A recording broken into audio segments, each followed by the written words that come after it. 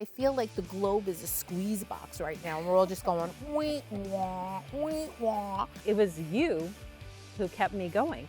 Right on the other side of everything you're afraid of is everything that you're hoping to get to. I'm, fabulous. I'm fabulous. I tapped into the creative child that I once was, and that's really how I got my life back. I can have my grief, but my grief doesn't have to have me. And then maybe you'll realize I'm badass. I am magic, I am magic, I am magic. I love coming and talking to you and laughing with you because that's what it's all about too, right? It really is. When we open up to each other and we look at each other and go, wow, we really aren't that different, it does. It opens up a whole new world. I'm a believer that the art of having a conversation has been lost. So I'm going to do my part, and I'm going to start looking people in the eye and having a conversation with them. Sometimes I forget I have a house that I can go to sleep in, and I'm like, but I don't want to leave the tent.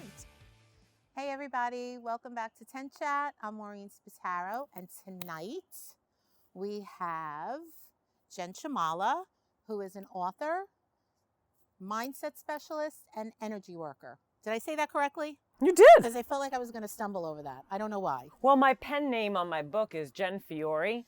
Jen Fiore. Oh, yes. Because it's a little, She's also an artist. So, yeah, all of her artwork that I have, because I'm slowly collecting it, has Jen Fiore on it. So it's like Fiore, Shamala. It's just Yeah, Jen. I like to say Just Jen. That's it. I tried that, but they didn't go for that. I had to have a last name, just Jen. I figured if I'm so naked and not necessarily afraid in this book, but I'm very raw in this book, I figured I'd change my name. So, just so that you know that the book that we're talking about, it's upcoming. Mm-hmm. It's called All the Parts of Me. I have had a sneak peek of the book, and I'm just going to tell everyone that as soon as it hits the market, you need to run out and buy it, because there are so many parts of it. Yeah. That all you do is shake your head or you laugh. I love a book when you look at it and you go, oh my God, that's me. Oh my God, I know exactly how that feels. Or other times where you're like, oh my God, I thought I was the only one. Yeah. It's like those OMG moments, those aha moments when you realize, okay, I'm not so nuts. I'm not so different. I'm still a little nuts, but yeah, but I know what you mean. Yeah. That's why I did it. Kind of got out of my own way and yes, and absolutely. Did it. So I just want to remind you, when it comes out, All the Parts of Me by Jen Fiore, you're going to love it. I love it. Thank you. Thank you. So you and I had a lot of fun today before we came on. Oh my God, did we ever? Two girls from New York, first of all. And so what I want you to do is I kind of want you to explain or talk about what it is that you do, an energy worker. Like, people have these certain titles, different things, and people go, oh, I know what that is. They lie. They don't know what it is. They just don't want to say, I don't know what that means. So I am a Reiki master, and a lot of people use the word energy healer. I call myself an energy worker because it's your empowerment. It's your claim to healing. I'm just helping to facilitate that. I couldn't overpower your higher good. Right. And that's just how I see it. Right. But I am there. I consider it like prayer. Like, I'm there in prayer with you, and I'm there to help your energy move. And it just is a more empowering experience for the person coming to me. And it's just an honor for me to be part of that. So that's why I call it what I do for people in that respect, energy working. But as far as mindset goes, I'm a coach, but I'm more of a specialist when it comes to mindset, because that was my biggest journey in healing my own body. Right. I had a body that was flawed, but I had a mind that was right along with it. I mean, so I really did. Do you mind going into that a little bit? No, I don't mind, no. And by the way, I think of you as like a brain and mind chiropractor. Oh my gosh, yeah. Align it all. I'm going to help you align align you up, and here you go. Yeah, I'm going to be on your merry way. I just wanted to let you know that, using that phrase, I'm like, yeah, she's like a chiropractor for my brain. So wait for my next card that'll say chiropractor. Mine's chiropractor. Spiritual chiropractor. There you go. So for me, personally, I had a lot of ailments in the body, and I always was sick at a young age, but that didn't stop me. I mean, life was for the taking. So, but then there came a point where everything switched. And my mind switched along with it. And if you would have said this to me I'd have been like, you are hugging a tree and I don't know what you're talking about. This does not resonate. I wouldn't even use the word resonate because I would have used a whole bunch of F-bombs. What the hell? And it's not what my upbringing was, and that didn't make sense to me. Your upbringing was like mine. We were good Catholic girls. And you know what? I was the one riding my bicycle to church if I missed, so that didn't make sense to me. Right. Energy is like the light bulb. Like that's energy. Yes. Thomas Edison. Exactly. So when all of a sudden I realized that it was too much in the body, I had a lot of physical ailments and it was just too much. And I'm talking 2 decades of crap. Something had to change. Right. And I prayed to God and I was just like, and I would be on my knees at church begging, just begging for some kind of an answer. And I really had to investigate this. And I didn't know that you could go ask somebody. Right. I didn't know there were people you could talk to about this. And so now, what was your body doing? What were some of your ailments like? Because I think that there are a lot of people out there who, I know for me, I really started to understand the mind-body connection when I got sick and when I had to go, and I really had to kind of get my shit back together. When it was when I realized all the ruminating thoughts, all the things and the emotions that I had kind of held in they caused me stomach issues. Right. They caused ulcers. They caused a lot of different issues. So what my stuff manifested itself stomach wise. I had, like I mentioned, I had always had an illness, which I found out at the age of 35. I had celiac disease. Okay. But that never stopped me, and it wasn't until, and this is all in the book too, so I had a near-death experience, and that was really quite cathartic actually at a younger age. It was not a horrible thing, but the second time was life-altering because I just dipped into fear. And part of my book is a woman's journey into fear and return to love. So I went from I was a superstar. Man. You were. I was a rock star. Just what party is there? Fun Jen's there. Woo, let's go. Let's get her done. And then who am I? What the hell's happening? So a lot of things started happening in the body. Yeah. A lot more ailments. By the age of 30, 35, 37, I had 8 operations by that point. My body was just falling apart, or so I believed. And I was much like you, but I didn't know the words. I honestly didn't know who to go to, for this nervous breakdown that I had, and that would have been if I went to a doctor. I just found myself in the closet, just screaming and crying and writhing, you know? Right.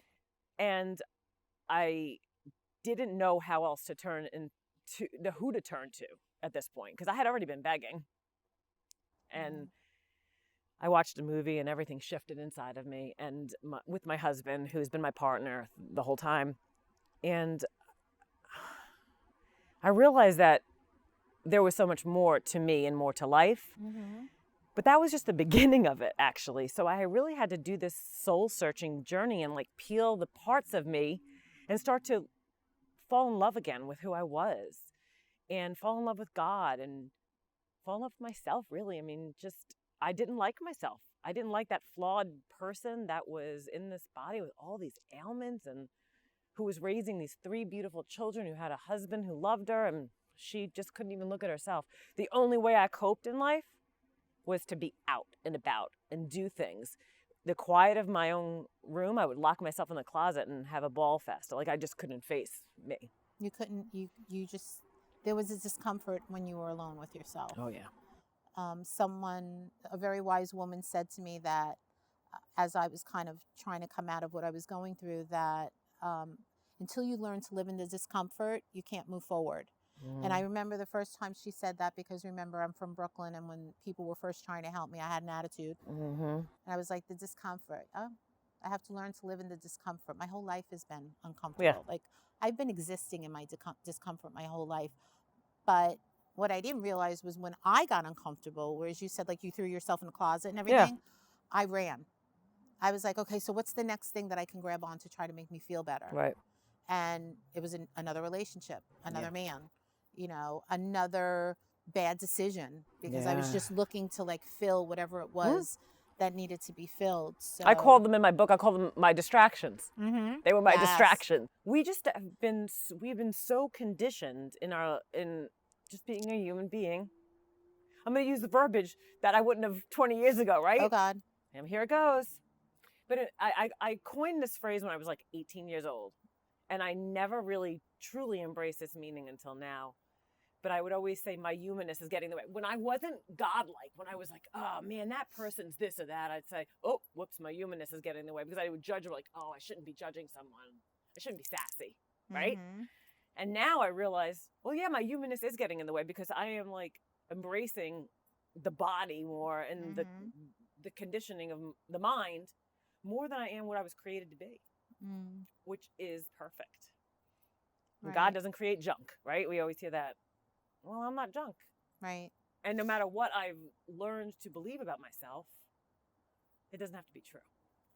So that's where the mindset comes in, because I shift my mind now away from the ego thoughts and the thoughts that I learned and learned behavior. So it's funny because you said the word perfection, and I think you lost me there.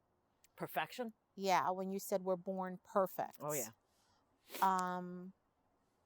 But we're not perfect beings. But Well, to you, we would be perfect beings? Okay, so this is when you really have to So explain you're this to me. talking you're talking your form. Mhm. I'm talking your being, your soul. The essence of who you are is created perfect. So I've come to understand with my perception of a flawed body. That's why the book literally is called All the Parts of Me, because for the better part of 2 decades, I saw myself and the world as a body. Okay, yeah, fine. Church, I'm a spirit, yada, yada, yada. I'm this body. This body who can't get off the bed. This body who has another operation to fix the first operation. This is the body. You know? That's flawed. So my mind is adding to that body too. It's this cycle. Yes. Nowhere in there in any kind of healing for that is me speaking about what I was created to be, which is the essence of who I am is perfect. And when I started to switch that, that's when the healing began. I personally believe the energy of which we were all created, we will return to, and I have many proofs of that. Right.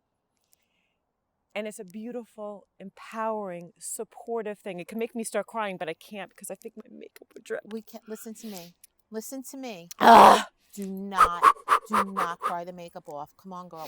Hold a second. Listen, when I get a little glammed up, nothing makes me cry because I'm like, I don't know if Okay. I'm going to look this Put good the next time. toothpick. Put the toothpick. Well, I think it brings me to tears because I think of all the people that were like myself. And I don't want another person to waste another day feeling that way. And it's very hard to identify it. It's not easily like I wake up, I have a backache and I don't think I know who I'm created to be. Like, that's what's wrong with the day. Like, no. Like, you're waking up and you're saying, I got to go to the bathroom, my back hurts and my knee hurts and my ass hurts. And like, everything's hurting you. And you're like, God, I suck. Like, that's your thought. Right? You're not having this epiphany moment. You got to go through the muck. Like I say this, like you stirring that crap up and it's like you're getting all these feelings up and they're all kind of bubbling to the top and they're all sizzling right here. And you're going to go and work on that and you're going to sieve it off. And when you're sieving off some of that, you're like, oh, I don't want that anymore. That doesn't serve me. And then you're going to have your aha moment. Oh, and then maybe you'll realize I'm badass. The painful part comes when we're mucking it up. Yeah. Like when we're bringing all our stuff up, you know, and that's painful in and of itself because we're like, oh, I wasted so much time. It's okay. We're learning to be okay with that. So that's the painful part. Yeah. But being happy and spiritual doesn't always have to be so dramatic. We can have fun with the journey. Yes. We can laugh at ourselves. Yes, right? Exactly. You start to, you just, it's crazy because, you know, when you start to realize that you can have positive energy and that you can actually create it and believe in it and then invest in it a little bit, like, and be really aware of it, I think that a lot of times it didn't come through for me out of fear. Mm-hmm. It was like, I can't get that excited because it's going to be taken away from me. I can't, if I really let myself jump up and down, then I'm going to look boastful or egotistical. Right. So I'm just going to be really quiet. And what happens is you kind of dim that, what I call magic, because as I have said many times, I am magic. And that's because now I embrace that excitement. I embrace the people that are in my life that I feel like, yes, these are the type of people that I want in my life. Yeah. It's not that I don't love the people that used to be in my life. It's just that they judge me now, or they think I'm, I'm something that I'm not, or, I mean, I'm very blessed because a lot of those people are still my friends. Yeah. And they like that they're like, you're finally giving yourself a break. Like, this is really great to see. But embracing that, like when you poo-poo it, you snuff it. Yeah. That's what I mean. I could have said that 30,000 words or less. I think the hardest judge of everything, of learning different things, was myself. Here I am sitting thinking, oh, is someone going to judge me if I'm reading something different? I was the judger. Mm-hmm. And once I started realizing, back up, Jen, back up, because this is some powerful stuff. And nothing I read, because I set this intention already, it's all loving. And nothing I ever read to improve my life was ever out of discord with what I had already grown up with, my faith base. Right. God is love. Even anything that talked about Jesus was love. Mm-hmm. Everything was loving. So I'm thinking, well, what am I judging? Right. Just a different way of looking at it? Right. Well, heck, I want a different way of looking at it, because I'm having a hard time with this. Right. My mindset's a little screwy right now. Mm-hmm. And I knew that. And so the more things I read and the more things that opened up to me, I'm like, well, guess what, sister? It starts here. You're judging yourself. I mean, you must be judging you're judging everything you see. My world changed. Road rage, not even a thing for me anymore. We're very judgy. I was. The world is very judgy.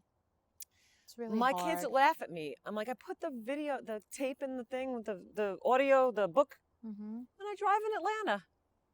They're like, Mom, did you hate it? I go, hate it? It was the best thing. The best hour I ever spent in the car. I'm going to get to the same place. Right. It's just a different mindset. And I'm not saying that you're bad if you're in the car, if someone pisses you off in the car. Like, the car's a different thing. But I don't bring that energy anymore. And if you would have said that to me 15 years ago, I would have said, right, you're crazy. You are crazy. You never drove on the Long Island Expressway. That's what I would have said. But it's different now. Yeah. It's a different mindset. And I choose to be happy. And I have a choice. Mm-hmm. I have a choice in everything. So I have a choice to be happy. And if I'm not happy being road rage in the car, then guess what? Love novel. Novel. That's it. So then I guess we can end this on life is good. Life is good. And believing in your energy and in your magic is a good thing, Mm-hmm. regardless of what anybody says. That's it. Right? Believe in what you were created to be. Beautiful. Believe in what you were created to be. I love that. Yeah. I really do. I love that. You know what? 10 years ago, if somebody had said that, I would have been like, what does that mean? But now, I think with age really does come wisdom. Yeah. And it's kind of like a cool place to be. Absolutely. You know, you think, oh, I remember when my mom was in her 50s. She was old. Well, now I'm in my 50s, and I don't feel old.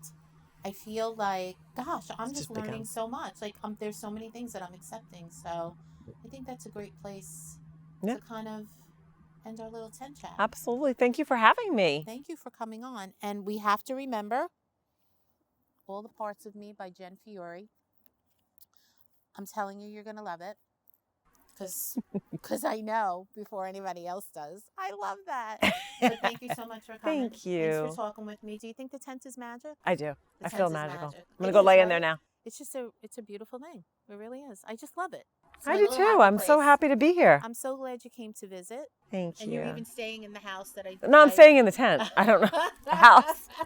Staying in the magic. Thank you, everybody, for joining Tent Chat.